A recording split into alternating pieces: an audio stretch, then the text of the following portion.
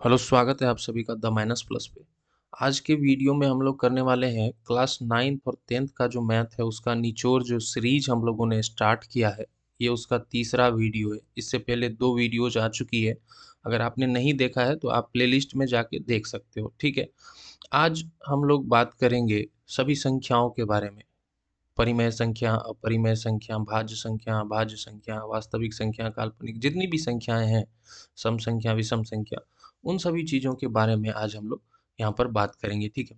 पिछले वीडियो में हम लोगों ने देखा था, पिछले वीडियो में हम लोगों ने समझा था कि डिवीजन कैसे हुआ है, संख्याओं को बांटा किस प्रकार से गया है, किन संख्याओं को कितने भागों में बांटा गया है और किस तरीके से बांटा गया है। ये बहुत ही इम्पोर्टेंट क्लास था जो पिछला था, ठीक है। उसको अगर आप लोगों ने नहीं देखा है तो वो आप जाके देख सकते हो। पहले वीडियो में हम लोगों ने टॉपिक डिस्कस किया था कि किस तरीके से 9th और 10th का कंबाइंड जो कॉम्बिनेशन जो होगा उसका जो टॉपिक बनेगा वो क्या होगा। दूसरे क्लास में हम लोगों ने संख्याओं के डिवीजन के बारे में देखा था। आज हम संख्याओं के डेफिनेशन और उसके एग्जाम्पल्स और वो क्या है उनके बारे में जानेंगे। ये भी बहुत ही इम्पोर्टेंट क्लास होने वाला है। देखिए, ये जो होता है ना क्लास, जो स्टार्टिंग में 2 3 4 5 क्लास होते हैं, ये बोरिंग होते हैं, ठीक है। लेकिन यकीन मानिए ये इम्पोर्टेंट भी उतना ही है जितना ये बोरिंग है। थोड़ा सा ध्यान देना होता है। अच्छा नहीं लगता ये पढ़ने में, क्योंकि लगता है कि मतलब क्या है, नहीं है, क्योंकि बेसिक पहले स्टार्टिंग से पढ़े नहीं है, इसलिए ये अच्छा नहीं लगेगा। 2 3 क्लास जो पहला, इससे पहले वाली जो क्लास थी और जो आज का है, ये दोनों हो सकता है कि देखने का मन ना करे, लेकिन इम्पोर्टेंट है। और अगर आप यहाँ पर अभी नहीं देखोगे, स्किप करके देखोगे, तो फिर बाद में चीज़ें समझ में नहीं आएंगी, ठीक है। एक एक चीज़ दिमाग में एडजस्ट होना चाहिए, ठीक है। तो आज का हम लोग क्लास स्टार्ट करते हैं, उससे पहले कुछ जानकारी बता दें कि क्लास 1 से 8 तक का जो सीरीज हम लोगों ने कंप्लीट किया उसका नोट्स अवेलेबल है। 9 10th इसका नोट्स अवेलेबल है। मिलेगा कहाँ पर? व्हाट्सएप पर। व्हाट्सएप पर आप लोग मैसेज करोगे तो वहाँ पर हम आपको बता देंगे कि इसके लिए कितना पे करना होता है, क्या तरीका है, कैसे पढ़ा जाता है। तो वो व्हाट्सएप पर आप हमसे पूछ सकते हो, ठीक है। अगर आपने अभी तक वीडियो को लाइक नहीं किया है तो लाइक कर दीजिए, सब्सक्राइब कर दीजिए चैनल को और वीडियो को शेयर भी करें अपने दोस्तों के साथ, ठीक है। चलिए आज का जो क्लास है उसको स्टार्ट करते हैं। सबसे पहले हम लोग रियल नंबर को जानेंगे कि ये जो रियल नंबर है, वास्तविक संख्या, ये क्या होता है। देखिए, संख्याओं को 2 भागों में हम लोगों ने बाँटा था। एक तो या तो वास्तविक संख्या होगी या फिर काल्पनिक। तो वास्तविक संख्याएँ काल्पनिक संख्याओं को छोड़कर, जैसे इमेजिनरी नंबर है, काल्पनिक संख्या है। ध्यान से देखिएगा इन सभी चीज़ों को। इमेजिनरी नंबर्स जो भी हैं, मैंने आपको बताया था कि अगर रूट के अंदर में नेगेटिव संख्या आ जाए, तो उसे हम लोग क्या कहेंगे कि वो काल्पनिक संख्याएँ हैं, वो रियल में एग्ज़िस्ट नहीं करती हैं, ठीक है? ये काल्पनिक संख्याएँ हैं, अगर रूट के अंदर में नेगेटिव नंबर्स हैं तो, ठीक है? तो ये जो संख्या हैं, इसके बारे में हमको इससे ज़्यादा जानकारी, हमें इसकी आवश्यकता भी नहीं है कि इसको इससे ज़्यादा पढ़ें, ठीक है? बस इतना जानना है कि रूट के अंदर में अगर नेगेटिव नंबर्स हैं तो वो काल्पनिक संख्याएं हैं और उसके बारे में हम लोगों को नहीं पढ़ना है, ठीक है। बस इतनी जो जानकारी है ये काफ़ी है। अब इमेजिनरी नंबर यानी कि काल्पनिक संख्या को हम लोग समझ गए कि क्या है काल्पनिक संख्या। तो काल्पनिक संख्या को छोड़कर, ठीक है, काल्पनिक संख्या को अगर छोड़ दें और बाकी जितनी भी बची संख्याएं हैं सभी क्या हो जाएंगी? वास्तविक संख्याएं। अगर रूट के अंदर में नेगेटिव नंबर्स हैं तो वो काल्पनिक संख्याएं हैं। उनको छोड़ दीजिए, बाकी कुछ भी ले लीजिए इस तरफ, ठीक है। रूट के अंदर में नेगेटिव संख्या कुछ को छोड़कर बाकी कुछ भी ले, जैसे 2/4 ले लिए, 1/3 ले लिए, -27 ले लिए, 3.45 ले लिए, √2 ले लिए, √3 ले लिए, √5 ले लिए, पाई ले लिए। तो इसमें अब कुछ भी ले लें, लेकिन रूट के अंदर में नेगेटिव नंबर्स नहीं लेंगे। उनको छोड़कर बाकी सभी संख्याएं किस कैटेगरी में आ जाएंगी? वास्तविक संख्याओं की श्रेणी में, ठीक है। तो वास्तविक संख्या के बारे में ये हो गया। अब अगर हम इससे आगे बढ़ें तो यहाँ पर काल्पनिक संख्या है। काल्पनिक संख्या तो हम आपको बता दिए कि अगर रूट के अंदर में नेगेटिव नंबर्स हैं, ठीक है, तो वो कौन सी संख्याएं हो जाएंगी? वो हो जाएंगी काल्पनिक संख्याएं। रूट के अंदर में नेगेटिव नंबर्स, ये पॉसिबल नहीं होता है, बस इसकी हम कल्पना कर सकते हैं, ठीक है। कुछ भी अगर रूट के अंदर में कुछ भी नेगेटिव नंबर्स हैं तो वो काल्पनिक संख्याएं हो जाएंगी, ठीक है। इसको हम डिटेल में भी आपको बताए थे पहले वीडियो में कि किस तरीके से ये पॉसिबल नहीं हो पाता। मान लीजिए अगर √4 है तो इसका मतलब क्या होता है कि 4 जो है ये 2 मल्टीप्लाई बाय 2 है। अगर 2 को 2 से मल्टीप्लाई करते हैं तो 4 आता है। अगर रूट के अंदर में नेगेटिव -4 है, ठीक है। तो अब एक बात आप सोच के देखिए कि कौन सी ऐसी संख्या समान संख्या को मल्टीप्लाई करें तो -4 आएगा। अगर हम 2 को 2 से मल्टीप्लाई करते हैं तो कितना आ जाता है +4। अगर हम -2 को मल्टीप्लाई करते हैं -2 से तब कितना आ जाता है +4। माइनस माइनस मल्टीप्लाई होके प्लस हो जाता है। तो कोई भी ऐसी समान संख्या नहीं होगी जिसको मल्टीप्लाई करने पर नेगेटिव नंबर आ जाए, क्योंकि देखिए प्लस को अगर प्लस से मल्टीप्लाई करते हैं, ठीक है, प्लस को अगर प्लस से मल्टीप्लाई करते हैं तो रिजल्ट प्लस में ही आता है, ठीक है, पॉजिटिव ही आता है। अगर नेगेटिव नंबर्स को मल्टीप्लाई करते हैं नेगेटिव नंबर से, तब भी हमारा रिजल्ट जो है वो पॉजिटिव ही आता है, ठीक है। अ, अगर हम माइनस नेगेटिव नंबर को पॉजिटिव नंबर से मल्टीप्लाई करें, तब जाके हमारा जो रिजल्ट है वो नेगेटिव नंबर्स में आता है। लेकिन अगर हम यहाँ पर रूट की बात कर रहे हैं, तो इसका मतलब ये होता है कि दो समान संख्याओं को अगर यहाँ पे 2 को मल्टीप्लाई किए +2 को, तो +2 से ही करेंगे। अगर -2 को मल्टीप्लाई करें -2 से, तो ऐसा नहीं कि एक पॉजिटिव ले लेंगे एक नेगेटिव लेंगे, ऐसा नहीं। अगर -2 है तो -2 मल्टीप्लाई विद -2 और इसका रिजल्ट क्या हो जाएगा +4। तो इसलिए देखिए यहाँ पर ये पॉसिबल नहीं हो पाता है कि -4 को हम कैसे ब्रेक करेंगे। कोई ऐसी संख्या नहीं है जिसे खुद से मल्टीप्लाई करने पर -4 आ जाए, तो ये इम्पॉसिबल है। ये इमेजिनरी नंबर में आ जाएगा, ठीक है, ये इम्पॉसिबल है, ये इमेजिनरी नंबर है, इसको आपको ध्यान रखना है, इसके बारे में इससे ज़्यादा जानना भी नहीं। अब जो मेन बात ये है कि जो रेशनल नंबर है और इरेशनल नंबर है, इसको ढंग से समझना है। और इसी को समझने के लिए पहले आपको ये डेसिमल नंबर का जो कुछ एक चीज़ है, ये आपको पहले समझना होगा। जो दशमलव संख्याएं हैं उसको आपको समझना होगा। जो देखिए दशमलव संख्या, ठीक है। अब देखिए इसको 3 भागों में अगर हम लोग बांटें, 3 भागों में इसको बांटा गया है, दूसरा और ये कौन सा हो गया तीसरा, ठीक है। अब यहाँ ध्यान से देखिए, यहाँ पर लिखा हुआ है टर्मिनेटिंग डेसिमल। टर्मिनेट का मतलब होता है खत्म। टर्मिनेट का मतलब क्या होता है? टर्मिनेट मतलब खत्म हो गया, ठीक है। और रिपीट मतलब क्या होता है? जो बार बार आए, जो दोहराए। रिपीट, रिपीट मतलब जो बार बार आए या दोहराना, बार बार आना, यही हो गया रिपीट का मतलब। अब यहाँ पर समझिएगा, जो टर्मिनेटिंग डेसिमल, कुछ ऐसी डेसिमल होते हैं जैसे 4.5 है। तो अब देखिए कि 4 और 0.5, तो 5 के बाद ये खत्म हो गया, अब इसके आगे कुछ भी नहीं लिखा हुआ है। अगर 3.756 है, तो देखिए यहाँ पर भी ये 756, 6 के बाद यहाँ पर खत्म हो गया है। 4.12341, नहीं नहीं, यहाँ यहाँ रहने दीजिए, एक सेकेंड, हाँ, 4.1234। अब ये देखिए 4 पर जाने के बाद खत्म हो गया है। अभी आपको जब हम नॉन टर्मिनेटिंग समझाएंगे तब ये आपको समझ में आएगा कि ये खत्म कैसे हो रहा है, ठीक है।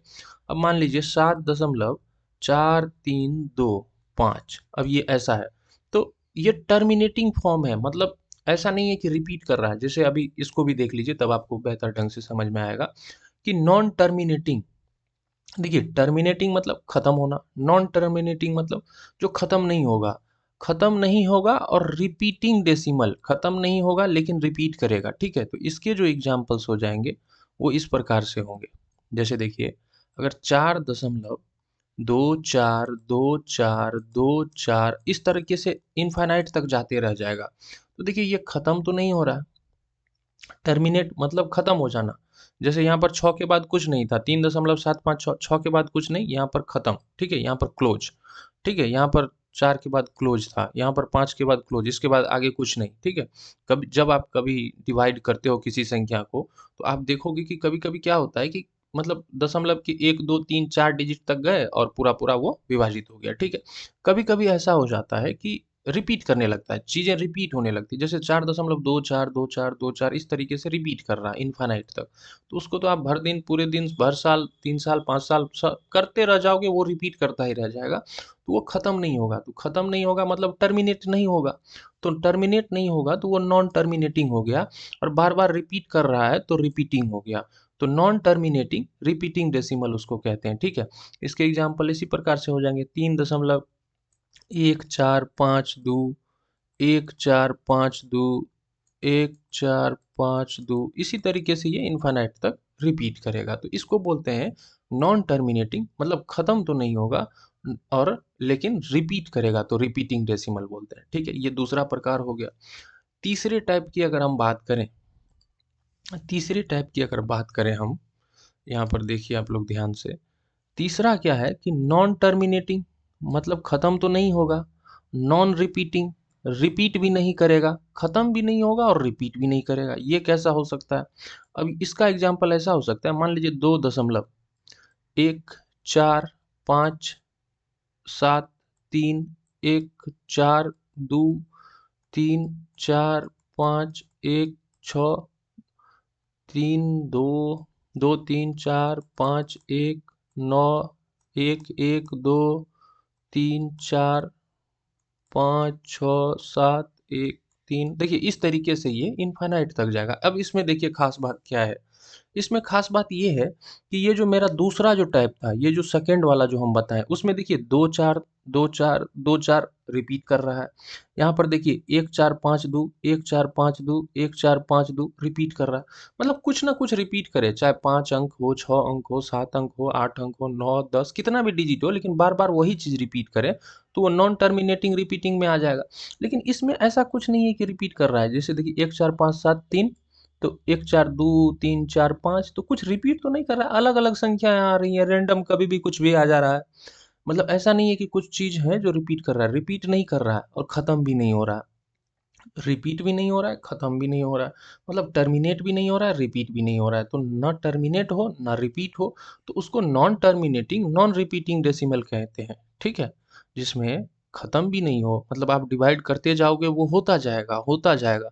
और ऐसा नहीं है कि कोई 4 5 10 15 अंक के बाद सेम संख्याएं रिपीट हो, ऐसा भी नहीं है। अलग अलग अलग अलग अलग अलग अलग पैटर्न, किसी पैटर्न को ये फॉलो नहीं करेगा। जैसे यहाँ पर देखिए 2 4 2 4 2 4 फॉलो हो रहा है, 1 4 5 2 1 4 5 2 1 4 5 2 फॉलो हो रहा है। ये फॉलो नहीं करेगा। जो तीसरा टाइप है हमारा, ये किसी नियम को फॉलो नहीं करेगा, रेंडमली कभी भी कुछ भी आ जाएगा। ठीक है, तो इस तरीके के जो भी डेसिमल हैं वो non terminating non repeating decimal कहलाते हैं। अब हम अब आप तीनों टाइप समझ गए यहाँ पे। अब आप अभी हम आपको बताते हैं कि अब यहाँ पर क्या है। देखिए तीनों टाइप आप समझ गए, यहाँ पर 3 टाइप है। ठीक है, तो इसमें देखिए जो लास्ट वाला ये है, नॉन टर्मिनेटिंग नॉन रिपीटिंग, ये इरेशनल नंबर की कैटेगरी में आता है। इरेशनल मतलब अपरिमेय संख्या, इरेशनल नंबर। ठीक है, अपरिमेय संख्या, अपरिमेय संख्या, इसी को अपरिमेय संख्या कहते हैं कि जो दशमलव के बाद ना तो कटे, ना तो मतलब खत्म हो और ना रिपीट करे, वो अपरिमेय संख्या हो जाती है। ठीक है, जैसे पाई हमारा एग्जाम्पल है अपरिमेय संख्या का। ठीक है, पाई जो है, आप सर्किल पढ़े होंगे, वृत्त, वृत्त में पाई पढ़े होंगे, परिधि निकालते होंगे 2 पाई आर, एरिया निकालते होंगे पाई आर स्क्वायर, तो वहां पर पाई पढ़े होंगे। तो पाई जो है अपरिमेय संख्या है, लेकिन अपरिमेय संख्या है, लेकिन हम लोग पाई का जो वैल्यू यूज करते हैं 22/7, तो 22/7 परिमेय संख्या है, क्योंकि इसे देखिए पी बाई क्यू के फॉर्म में लिख लेते हैं। इसके बारे में अभी हम आगे बात करेंगे, पिछले क्लास में भी कुछ बात किए थे और आगे हम आपको समझाएंगे। अभी यहाँ पे देखिए बच गया, यहाँ पे देखिए तीसरा जो टाइप था वो इरेशनल नंबर हो गया। बाकी के जो ये 2 टाइप हैं, ये रेशनल नंबर की कैटेगरी में आते हैं। इसको रेशनल नंबर यानी कि परिमेय संख्या कहा जाएगा। ठीक है, परिमेय संख्या कहा जाएगा। ध्यान से समझिएगा, क्लास बोरिंग हो सकता है लेकिन काम की चीजें हैं। यकीन मानिए ये काम की चीजें हैं, अगर आप अभी नहीं समझोगे तो बाद में ये समस्या होंगी। अब देखिए रेशनल नंबर को यहाँ और इरेशनल नंबर को हम डेसिमल के फॉर्म में देखिए बढ़िया से समझा चुके हैं। यहाँ पर हम आपको इसका कुछ बताते हैं जो ध्यान में आपको रखना है। देखिए रेशनल नंबर वो संख्याएं होती हैं जिसे पी अपॉन क्यू के फॉर्म में लिखा जा सके। पी अपॉन क्यू का फॉर्म मतलब पी बटे क्यू, इसका मतलब ये हुआ कि भिन्न के रूप में लिखा जा सके, मतलब अंश बटे हर के रूप में लिखा जा सके। ठीक है, और ध्यान ये रखना है कि पी और क्यू जो है वो क्या होगा, वो पूर्णांक होगा। ठीक है, पी और क्या होगा, कि पी और क्यू क्या होगा, पूर्णांक होगा। और क्यू जीरो नहीं होगा, इस बात का आप खास ध्यान रखेंगे कि क्यू जीरो यानी कि हर में जीरो नहीं हो सकता है, किसी भी संख्या को जीरो से डिवाइड नहीं कर सकते हैं, इसलिए नीचे में जीरो नहीं होगा। यानी कि अगर भिन्न लिखते हैं तो भिन्न क्या होता है, अंश बटा हर, यही तो भिन्न है। ये लाइन जो है बीच वाला, इसके ऊपर वाला अंश और नीचे वाला हर। अंश को न्यूमरेटर बोलते हैं, हर को डिनोमिनेटर बोलते हैं। तो नोमिनेटर बटा डिनोमिनेटर ये फ्रैक्शन हो जाता है। फ्रैक्शन में आपको ध्यान रखना होता है कि नीचे में यानी कि हर जो है या डिनोमिनेटर जो है वो जीरो नहीं होगा। जीरो से किसी भी चीज़ को डिवाइड करते हैं तो इनफाइनाइट हो जाता है, तो इस बात का आपको ध्यान रखना है। तो रेशनल नंबर किसे कहेंगे? जिसे पी बाई क्यू के फॉर्म में लिखा जा सके, यानी कि भिन्न के रूप में लिखा जा सके। अब यहाँ पर आप देखिए पिछला जो पेज था हमारा, जैसे 4.5 है, तो 4.5 को हम लोग फ्रैक्शन के रूप में कैसे लिखते हैं? ऐसे बटे देते हैं, दशमलव को हटाते हैं और इसके बाद दशमलव के बाद जितना डिजिट होता है उतना जीरो दे देते हैं, तो 45/10 हो गया। तो 45/10 ये फ्रैक्शन के रूप में हम लोगों ने लिख लिया। 45 अंश हो गया यानी कि न्यूमरेटर हो गया, 10 जो है हर हो गया, डिनोमिनेटर हो गया, तो इसको फ्रैक्शन के रूप में हम लोगों ने लिख लिया, तो ये परिमेय संख्या है। अब अगर यहाँ पे देखिए 4.24 2 4 ये बार बार रिपीट कर रहा है, तो इसको हम लोग कैसे पी वाई क्यू के रूप में लिखेंगे, यानी कि फ्रैक्शन के रूप में कैसे लिखेंगे, तो ये भी हम आपको समझाएंगे। इसको भी लिखने का तरीका है, तो उसको हम बाद में समझाएंगे, ठीक है। अभी हम संख्याओं के बारे में पढ़ रहे हैं, तो अभी आप संख्या को समझिए, तो ये हम आपको समझा देंगे।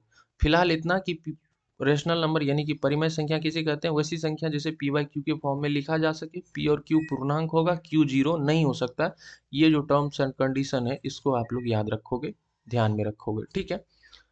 ये हो गई एक बात। अब देखिए इरेशनल नंबर। इरेशनल नंबर के बारे में तो हम आपको समझा चुके हैं कि जो परिमेय संख्या नहीं है वो क्या है? वो अपरिमेय है। पाई जो है वो अपरिमेय संख्या का एक उदाहरण है।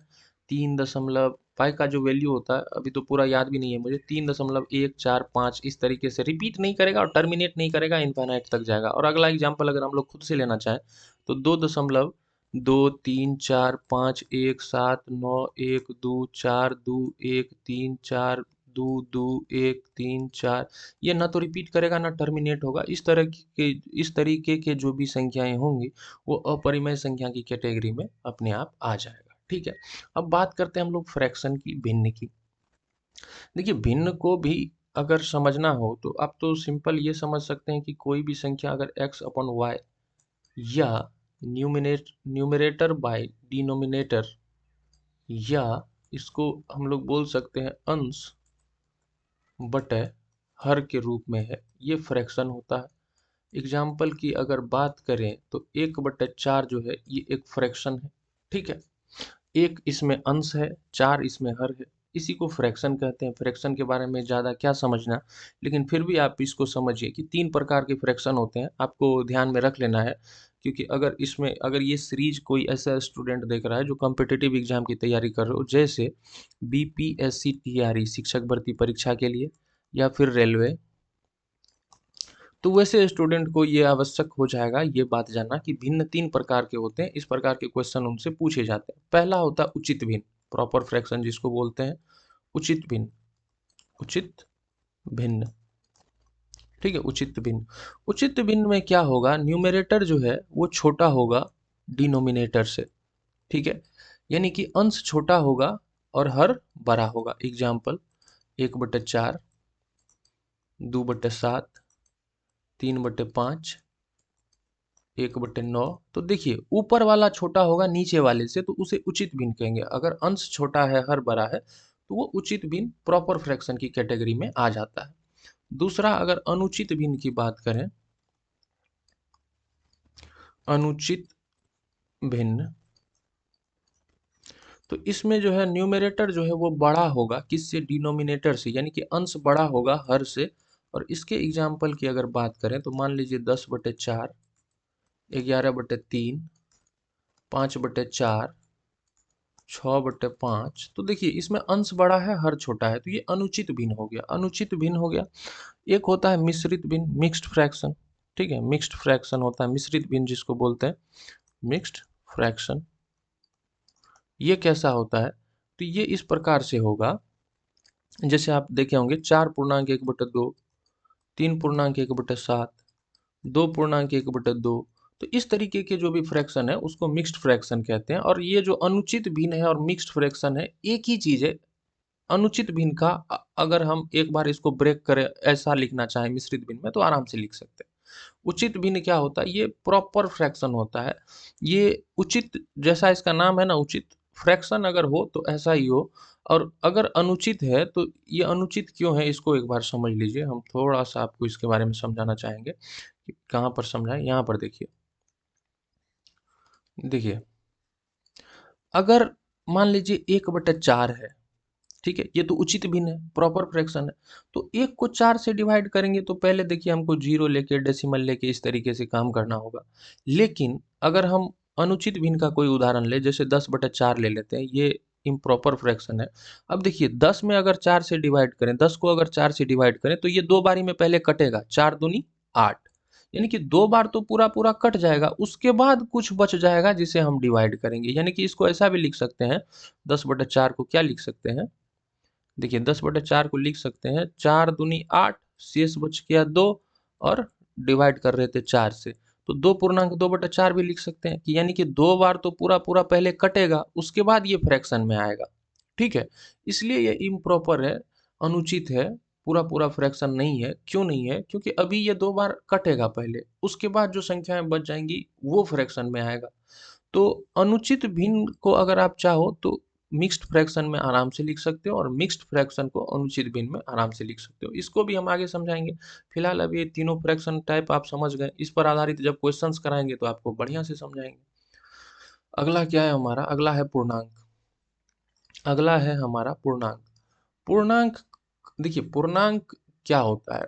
पूर्णांक कुछ नहीं होता, इसको आपको इतना समझना है कि पूरा पूरा अंक, पूरा पूरा अंक, यानी कि आधा नहीं, पूरा पूरा अंक जो है वो पूर्णांक है। ध्यान में रखना है कि ये नेगेटिव हो सकता है, जीरो भी हो सकता है, पॉजिटिव भी हो सकता है, ये तीनों कैटेगरी में आ सकता है। ठीक है, ये आपको ध्यान में रखना है। पूरा पूरा अंक होगा, नेगेटिव पॉजिटिव जीरो कुछ भी होगा। जैसे देखिए पूरा कहने का मतलब क्या है? अगर हम 5 लिखते हैं तो ये पूरा है, लेकिन अगर हम 5.1 लिख देते हैं तो ये पूरा नहीं है। 5 तो है, 5 के साथ साथ थोड़ा सा और भी है। अगर देखिए, अगर हम लिखे 5/2 तो ये पूरा नहीं हो गया। 5/2 का मतलब हो गया 2.5, यानी कि ये 2 है और आधा है, 2.5 है। ये पूरा नहीं हो गया, तो दशमलव में नहीं आना चाहिए। ठीक है, इस बात का आपको ध्यान रखना है कि डेसिमल में नहीं होगा, फ्रैक्शन में नहीं होगा। ठीक है, डेसिमल और फ्रैक्शन में नहीं होगा, ये पूरा पूरा होगा। जैसे 5 है तो पूरा 5 है, 4 है तो पूरा 4 है, 3 है तो पूरा 3 है, 2 है तो पूरा 2 है, 1 है तो पूरा है, 0 है तो पूरा है, -1 -2, तो कुछ भी हो लेकिन दशमलव में नहीं हो और फ्रैक्शन में नहीं हो, पूर्णांक हो, मतलब पूरा अंक हो। ठीक है, ऐसा नहीं कि डेसिमल में 1 2, ऐसा नहीं। तो इसके एग्जाम्पल क्या हो जाएंगे, इसको आपको ध्यान में रखना है। माइनस इन्फिनिटिव से आपको चलते आना इधर, -4 -3 -2 -1 0 1 2 3 4 5 डैश डैश डैश इनफाइनाइट तक। तो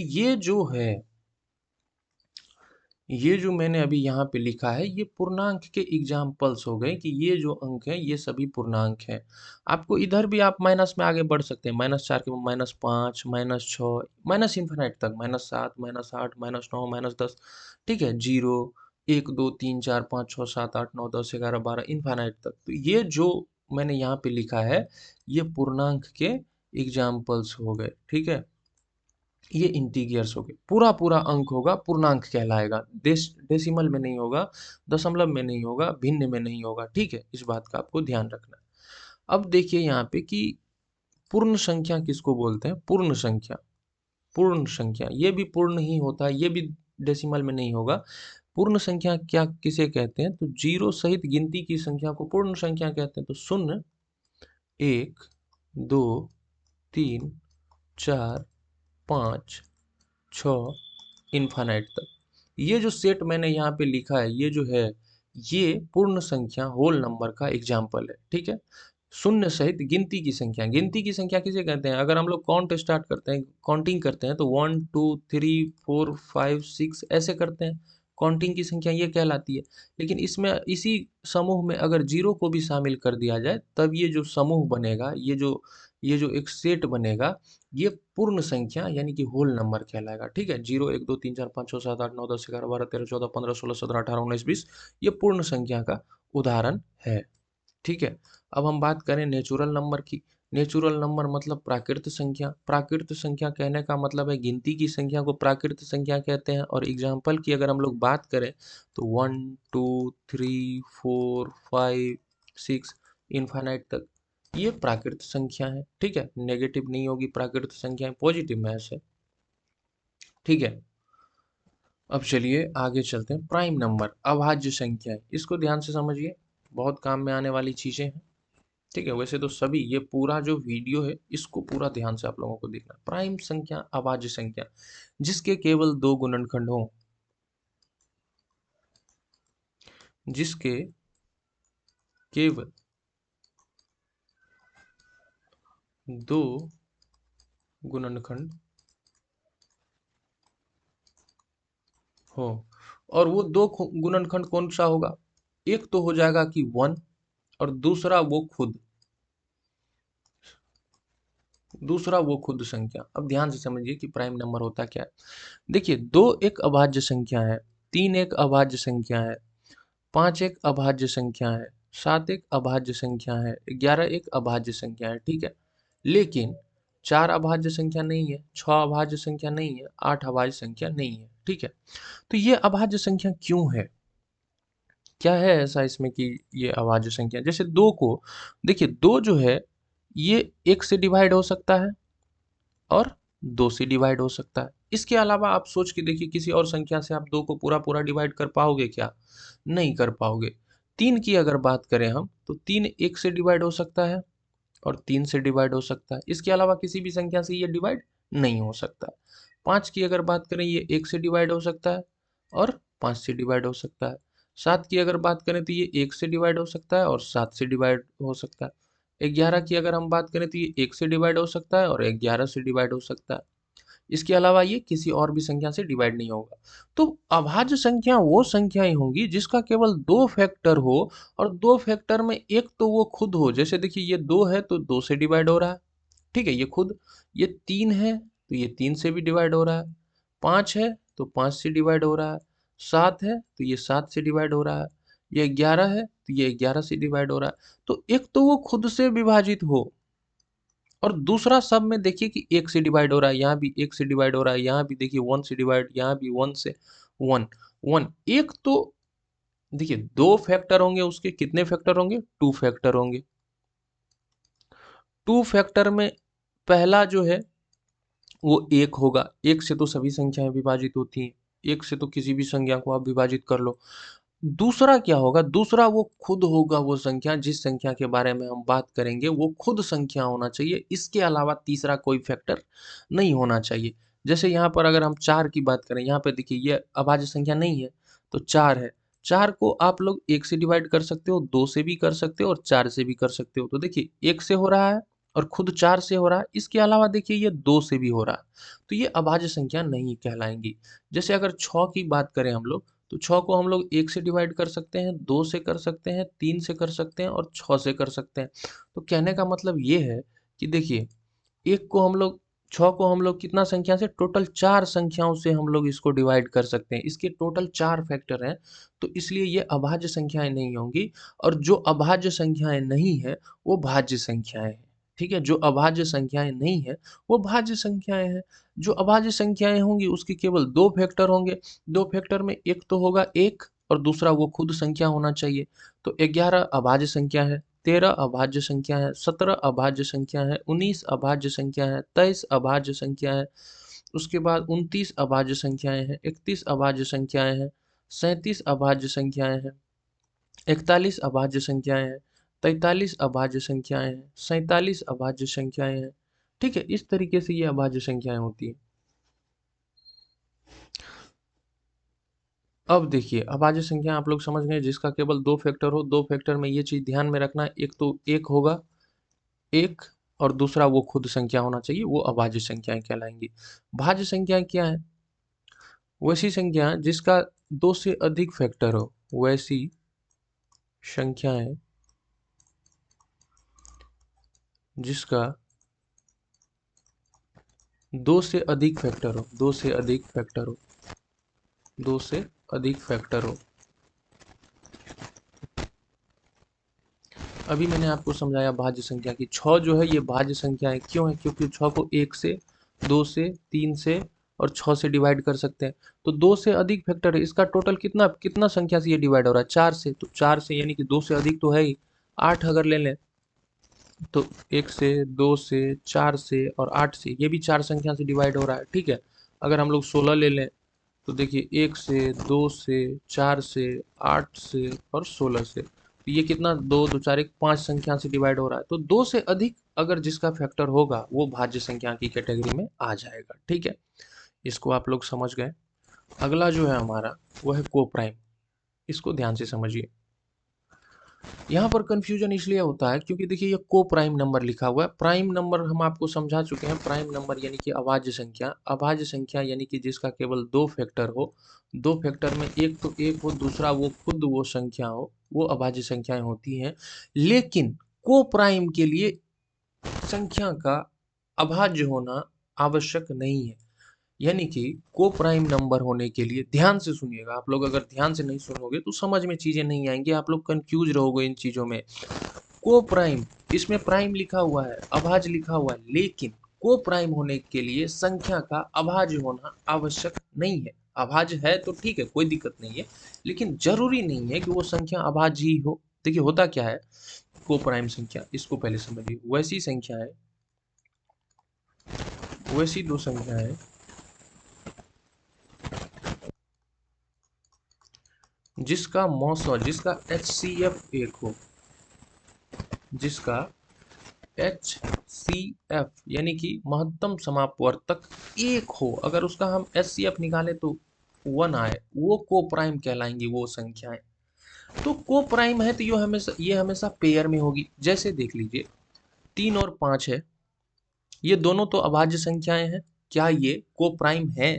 तो दो अभाज्य संख्याएं तो हमेशा को प्राइम होंगी, क्योंकि दो अभाज्य संख्या का अगर HCF आप लोग निकालोगे जब भी, तो देखिए 3, अब 2 से 3 को इस तरीके से डिवाइड करते हैं और 1 से 2 को डिवाइड, इस तरीके से आप लोग HCF निकालते होगे। तो ये जो आता है यहाँ पे लास्ट जो डिवीजर होता है वो HCF होता है। तो इसका HCF कितना हो गया? 1 हो गया। HCF 1 हो गया, यानी कि 3 और 5 जो है वो को प्राइम कहलाएगा, को प्राइम कहलाएगा। को प्राइम क्या होता है? वैसी दो संख्याएं जिसका HCF 1 हो। तो जब दो संख्याएं अभाज्य हो, जैसे यहाँ पर देखिए, जैसे यहाँ पर देखिए 3 और 5, ये दोनों संख्याएं अभाज्य संख्याएं। जब दो संख्याएं अभाज्य संख्याएं हैं तो वो को प्राइम तो होगा ही होगा, ये कंफर्म है, ठीक है। दो संख्याएं अगर अभाज्य संख्याएं हैं तो वो को प्राइम होगा ही होगा। लेकिन अगर वो अभाज्य नहीं है, अगर हम ले लें एक पेयर ऐसा, 4 ले लें और 10 ले लें, देखिए 4 और 10 ये दोनों ही अभाज्य संख्या नहीं है। देखिए 4 भी भाज्य संख्या है और 10 भी भाज्य संख्या है। अभी हम आपको समझाएंगे कि किस तरीके से भाज्य अभाज्य जानते हैं। अब इसका HCF अगर हम लोग कैलकुलेट करें तो कितना आ जाएगा? 4 दूनी 8 और 2 से डिवाइड करेंगे 4, 2 दूनी 4, इसका HCF तो आ गया कितना? 2 आ गया। तो ये तो को प्राइम नहीं है, ये को प्राइम नहीं है, ठीक है। अगला एग्जाम्पल लेके देखते हैं कोई जिसमें को प्राइम आ जाए। देखिए अगला एग्जाम्पल अगर हम लोग ले लें, अगला एग्जाम्पल अगर 3 और 10 ले लें, ठीक है, 3 और 10 अगर हम एग्जाम्पल लेते हैं तो देखिए 10 जो है ये भाज्य संख्या है, 3 जो है ये अभाज्य संख्या है। इसका HCF निकालते हैं तो कितना आता है? 3 से 3 बारी में 10, ओह 9, सॉरी 3 से 3 बारी में 9, यहाँ पे बच गया 1, 1 से अब 3 को डिवाइड करेंगे तो ये 3 बारी में कट जाएगा और HCF कितना आ गया? HCF आ गया 1। HCF 1 आ गया, इसका मतलब है कि ये को प्राइम है, ठीक है। क्या है? को प्राइम है। तो आपको को प्राइम चेक करने के लिए ध्यान देना होगा। अगर दोनों संख्याएं अभाज्य संख्याएं हैं तो वो तो कंफर्म है कि को प्राइम होगा। अगर नहीं है, अगर दोनों, देखिए यहाँ पर एक भाज्य था, एक अभाज्य था और एक भाज्य था, तो ये को प्राइम है। तो आपको चेक करना होगा HCF निकाल के। ये ध्यान नहीं देना है कि प्राइम है कि नहीं है, ऐसा कुछ नहीं है। प्राइम अगर है दोनों तब तो वो कंफर्म है कि को प्राइम है। अगर नहीं है, अगर दोनों ही संख्याएं भाज्य संख्याएं हैं यानी कि ठीक है कंपोजिट नंबर है, तो आप HCF निकाल करके चेक कर लो कि अगर HCF 1 आता है तब वो जो है को प्राइम कहलाएगा। दो संख्याएं अगर उस दोनों संख्या का आप लोगों को क्या करना है? HCF निकालना है। और HCF यदि 1 आ गया तो वो दो संख्याएं हैं वो को प्राइम संख्याएं कहलाएंगी। ठीक है, ये बात आपको ध्यान में रखना है। क्या ध्यान में रखना है? संख्याएं हैं, दो संख्याएं हैं, वो को प्राइम है कि नहीं है, कैसे चेक करोगे? तो पहले तो देख लो, अगर दोनों अभाज्य संख्या हैं तो कंफर्म है कि वो को प्राइम है। अगर नहीं है दोनों अभाज्य संख्याएं, दोनों भाज्य संख्याएं हैं या उसमें से एक अभाज्य है और एक भाज्य है, तो आप उसका उसका एचसीएफ निकालो। अगर 1 आ रहा है ना एचसीएफ, तो वो को प्राइम होगा, अन्यथा को प्राइम नहीं होगा। ठीक है, अब है ट्विन प्राइम नंबर्स, यानी कि जुड़वा अभाज्य संख्या। जुड़वा अभाज्य संख्या क्या होता है कि लगातार दो संख्याएं, देखिए लगातार दो अभाज्य संख्याएं जुड़वा अभाज्य संख्याएं, जैसे देखिए 2 भी अभाज्य संख्या है, 3 भी अभाज्य संख्याएं हैं और इस दोनों के बीच में कोई अभाज्य संख्या नहीं है, तो ये जो है जुड़वा अभाज्य संख्या हो गया। मतलब सटा सटा रहना चाहिए, जैसे 3 और 5 ये भी जुड़वा अभाज्य संख्या हो गया। ठीक है, इसके बाद अगर बात करें 5 और 7, ये भी जुड़वा अभाज्य संख्या। मतलब लगातार दो अभाज्य संख्या का जो जोड़ा है वो जुड़वा अभाज्य संख्या कहलाएगा। बस ये समझ में आना चाहिए कि जुड़वा अभाज्य क्या होता है। ऐसा कुछ है नहीं कि क्वेश्चन में आपको इससे रिलेटेड कॉन्सेप्ट में आपको ये समस्या देगा, ऐसा नहीं है। जैसे देख लीजिए 7 और 11, ये दोनों, इस दोनों के बीच में कोई अभाज्य संख्या नहीं है, तो ये जुड़वा अभाज्य संख्या हो गया। अब आप कहोगे ये 7 में कैसे है? 7 के बाद तो 8 है, फिर 9 है, फिर 10 है, फिर जाके 11 है, तो ये जुड़वा अभाज्य संख्या कैसे हो गया? ये 7 7 के, इसके बीच में 3 संख्याएं हैं और ये तीनों के तीनों भाज्य हैं। अभाज्य तो नहीं है इसके बीच में, ये तीनों के तीनों भाज्य हैं। ये अभाज्य है, ठीक है, ये अभाज्य है और 11 अभाज्य है। ठीक है, ये अभाज्य है और ये अभाज्य है, यानी कि ये प्राइम है और ये भी प्राइम है। तो दो प्राइम संख्या के बीच में, दो अभाज्य संख्या के बीच में तीसरा कोई अभाज्य संख्या नहीं आना चाहिए, तो वो जुड़वा अभाज्य संख्या ट्विन प्राइम नंबर की कैटेगरी में आ जाएगा। ठीक है, इस तरीके से इसको समझना है। इसके बारे में ज्यादा कुछ समझना यही है, लगातार दो अभाज्य संख्या जुड़वा अभाज्य संख्या है, इसको क्या समझेंगे? सम संख्याएं, सम संख्याएं तो आप लोगों को पता होगा कि वैसी संख्याएं, वैसी संख्याएं जो 2 से विभाजित हो जाए पूरा पूरा, जो 2 से पूरा पूरा विभाजित हो, पूरा पूरा विभाजित हो। डिविजिबिलिटी का रूल हम आपको समझाएंगे, उसमें इस चीज़ों को डिटेल से बताएंगे, आप लोगों को समझ में आएगा कि कौन सी संख्या। जैसे देखिए कोई संख्या जो 2 से विभाजित है, जैसे कि देखिए 2 है तो 2 2 से विभाजित है, 4 भी 2 से विभाजित है, 6 8 10 12 14 16 18 20, या आपको ध्यान रखना है कि अगर कोई बड़ी संख्या है, जैसे मान लीजिए 3 7 1 5 2 4, तो अब ये सम है कि विषम है, कैसे चेक करना है? तो ये चेक करने के लिए आपको देखिए ये जो यूनिट डिजिट यानी कि इकाई स्थान पे जो संख्या है उसको चेक करना है। ठीक है, इकाई का अंक क्या है? अगर इकाई का अंक, अगर इकाई का अंक, इकाई का अंक, इकाई का अंक अगर 0 हो, 2 हो, 4 हो, 6 हो, 8 हो, ठीक है, अगर इकाई का अंक 0 2 4 6 8 हो तो वो संख्या सम संख्या होगी, सम संख्या होगी। ठीक है, सम होगी। अगर इकाई अंक 0 2 4 6 8 में से कुछ भी है तो वो संख्या सम संख्या होगी। सम संख्या मतलब ये होता है कि वो 2 से पूरा पूरा विभाजित हो जाता है, यानी कि दशमलव में नहीं आएगा, डिवाइड करने के बाद पूरा पूरा विभाजित हो जाएगा। जैसे 100 है, 100 को अगर 2 से डिवाइड करेंगे तो 50 आ जाएगा, ये पूरा पूरा विभाजित हो गया। तो वैसी संख्या जो 2 से विभाजित हो जाती हैं वो सम संख्याएं कहलाती हैं। विषम संख्या क्या है? जो 2 से विभाजित ना हो, 2 से विभाजित, 2 से विभाजित ना हो, वैसी संख्याएं विषम संख्या कहलाएंगी। जैसे 1 3 5 7 9 11 12 13, 12 नहीं 13, 13 के बाद 15 17 19 21, ये सभी संख्याएं विषम संख्याएं हैं। विषम संख्या वो होती है जो 2 से विभाजित नहीं होती है, ऑड नंबर कहलाती है। ठीक है, तो संख्याओं के बारे में मैंने आज आपको डिटेल से बताया कि कौन सी संख्याएं क्या है, किस तरीके से वो होती है। ठीक है, आशा करते हैं कि वीडियो जो है आप लोगों के लिए काफ़ी उपयोगी रहा होगा। जिन्होंने ध्यान से देखा होगा उनका बहुत सारा डाउट क्लियर हुआ होगा और कॉन्सेप्ट समझने में उनको सहायता मिलेगी। आगे मैथ उसको मजबूत स्ट्रॉन्ग करने में आपको मदद मिलेगी। ठीक है, ये जो सीरीज है आप लोग ध्यान से देखिएगा, जिन्हें मैथ थोड़ा सा टफ लगता है, ये सीरीज उन्हीं के लिए है, 1 से 8 तक और 9 10 तक। ठीक है, तो अगर जिनको मैथ में समस्या है और वो स्ट्रॉन्ग करना चाहता है और ये सीरीज देख भी रहा है, तो अगर वो देख रहा है और स्किप करके देख रहा है या बढ़ा के देख रहा है या आधा देख रहा है तो फिर उसका फ़ायदा क्या है? अगर ये सीरीज़ स्टार्ट है, इस पे हम मेहनत कर रहे हैं, आप मेहनत कर रहे हैं, तो पूरा-पूरा मेहनत करिए, पूरा-पूरा, पूर्णांक की तरह जो पूरा-पूरा हो, पूरा-पूरा मेहनत करिए। ऐसा नहीं कि आधा देख लिया, आधा छोड़ दिए, तो ऐसे में फिर आपको ये समस्या बनी रहेगी कि आपका मैथ स्ट्रॉन्ग नहीं होगा। इस बात को आप ध्यान रखेंगे।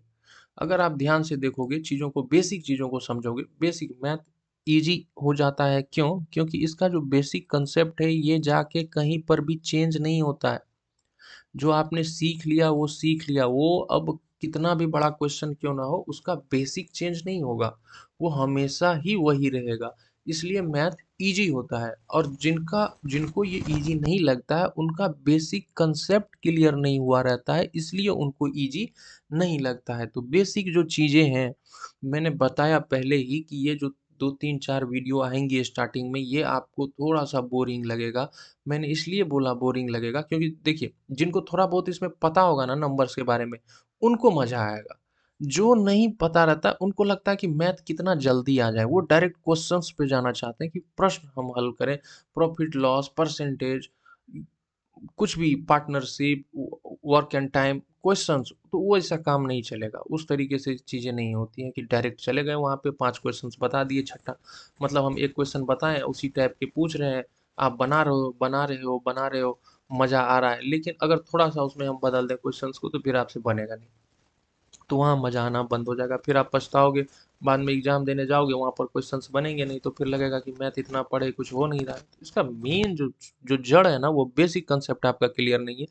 उ उसी चीज़ को क्लियर करने के लिए मैंने ये पहले 1 से 8 तक का सीरीज़ कंप्लीट किया, अब 9th-10th का कंप्लीट कर रहे हैं। इतना कंप्लीट हो गया, उसके बाद आपका बेसिक्स में कहीं दिक्कत नहीं रहेगा, ये गारंटी है। देखिए 1 से 10 तक का अगर मैथ आप पढ़ लेते हो ना, तो वैसे भी जनरल कॉम्पिटिशन में जो मैथमेटिक्स आता है, वो आपको बनेगा। लेकिन वहाँ पर जाने के बाद होता क्या है, जैसे एसएससी सीजीएल है, ठीक है? सीजीएल इसके क्वेश्चंस का लेवल अलग होता है, ठीक है? टॉपिक वही रहेगा, चैप्टर वही रहेगा। क्वेश्चंस में आपको कांसेप्ट एक ही क्वेश्चन में कई सारी चीज़ें आपको ऐड कर दी जाती हैं। वहाँ पर जाकर आपको समस्याएँ आएँगी। लेकिन बेसिक कांसेप्ट क्लियर रहने के कारण आप वो भी क्वेश्चंस कर पाओगे। वहाँ पर जाकर के आपको केवल सीखना होगा टाइम मैनेजमेंट, कम समय में कैसे करें, ये ट्रिक, वो चीज़ें बात की है। पहले ट्रिक सीखना बेवकूफ़ी है, मूर्खता है, उसका कोई यूज़ नहीं है, ठीक है? तो ये चीज़ें हो गई आज के क्लास में, अब क्या ही इससे ज़्यादा बोले। नोट्स जो है अवेलेबल है, आप लोग ले सकते हो। नोट्स के लिए पे करना होता है। मिलेगा कहाँ पे? व्हाट्सएप पे मिलेगा, व्हाट्सएप नंबर डिस्क्रिप्शन में है। वहाँ पर जाकर के आप लोग पता कर सकते हो कितना पे करना होगा, क्या करना होगा, हम आपको बता देंगे। फिलहाल हम ये कहना चाहते हैं कि वीडियो को अगर आपने लाइक नहीं किया है, शेयर नहीं किया है, सब्सक्राइब नहीं किया तो शेयर कर दें, सब्सक्राइब कर दें, वीडियो को लाइक भी कर दीजिए। मिलते हैं अगले वीडियो में, तब तक के लिए टेक केयर।